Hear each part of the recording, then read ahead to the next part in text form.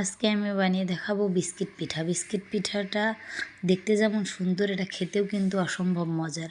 এটা একবার বানিয়ে কিন্তু সারা মাস জুড়ে সংরক্ষণ করতে পারবেন। প্রথমে আমি একটা মিক্সিং বোল নিয়েছি, বোলের মধ্যে একটা ডিম আমি ভেঙে দিয়েছি। তার মধ্যে আমি দিয়ে দিব হাফ কাপ চিনি। চিনিটা আপনারা ব্লেন্ডারে গুঁড়ো করেও দিতে পারেন, আমি আস্তই দিয়েছি। দিয়ে দিচ্ছি 3 টেবিল চামচ রান্নার তেল। সবগুলো আমি ডিমটার সঙ্গে মিশিয়ে নেব। এটা এমনভাবে মিশাতে হবে যাতে চিনির দানা দানা ভাবটা না থাকে।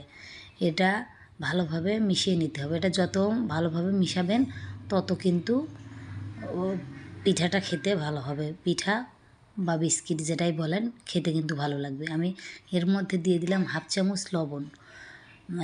লবণটা দিয়ে আমি ভালোভাবে মিশিয়ে নেব। মিশিয়ে নেওয়ার পরে আমি এখানে নিয়েছি 1 কাপ ময়দা। ময়দাটা আমি একটু একটু করে এই মিশ্রণটার সঙ্গে আমি মিশিয়ে নিব। তার মধ্যে আমি দিয়ে দিচ্ছি 1 চামচ বেকিং পাউডার। বেকিং পাউডারটা দিয়ে এই মিশ্রণটার সঙ্গে ভালোভাবে আমি মিশিয়ে নিচ্ছি। এটা ময়দাটা আমি একটু একটু করে দিচ্ছি এবং মিশিয়ে নিচ্ছি, কারণ বেশি দিলে এটা হয়তো ঘন হয়ে যেতে পারে, সেই জন্য আমি একটু একটু করে দিয়ে মিশিয়ে নেব।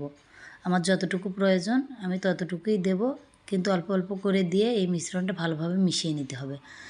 আমি আরও একটু ময়দা দিচ্ছি, কারণ এটা নরমই আছে। এটা আরও একটু ময়দা দিয়ে আমাকে ভালোভাবে মিশিয়ে নিতে হবে। এটা এখন আমার মিশানো প্রায় শেষ। দেখুন এটা এরকম হবে শক্ত। এটা মেশানো শেষ। আমি এটা 5 মিনিটের জন্য রেখে দেবো একটা সাইডে। 5 মিনিট পরে আমি দেখাচ্ছি। দেখুন এটা এরকম হয়ে যাবে। এরকম হয়ে গেলে হাতে একটু তেল নিয়ে আমি বিস্কিটগুলো বানিয়ে নেব। আপনারা লম্বাও শেপ দিতে পারেন বা গোল গোল শেপ দিয়েও বানিয়ে নিতে পারেন। আমি এটা লম্বা শেপ দিয়ে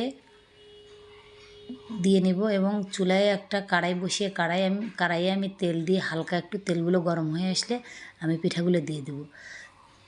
জালটা কিন্তু একেবারে লোতে রেখে পিঠাগুলো দিয়ে দিতে হবে, না হলে এগুলো পুড়ে যাবে, উপর থেকে পুড়ে যাবে, ভিতরে হবে না, খেতে ভালো লাগবে না। আমার পিঠাগুলো কড়াইয়ের মধ্যে দেওয়া শেষ। এখন আমি এগুলো ধীরে ধীরে জাল দিয়ে আমি ভেজে নেব এবং এই দেখুন আমি উল্টে দিচ্ছি। এটা কতটা নরম, এটা ভেজে নেওয়ার পরে কিন্তু অনেকটা শক্ত হয়ে যাবে। আমি এরকম অল্প আস্তে পিঠাগুলো আমি ভালোভাবে এপিট ওপিট করে ভেজে নেব। আমার ভেজে নেওয়া হয়ে গেছে। দেখুন পিঠাগুলো ভিতর থেকে কিন্তু ফেটে গিয়েছে। এগুলো কিন্তু অনেকটাই ক্রিস্পি হবে ঠান্ডা হয়ে গেলে। দেখুন আমার পিঠাগুলো হয়ে গেছে, আমি এখন নামিয়ে নেব। দেখুন কতটা সুন্দর হয়েছে।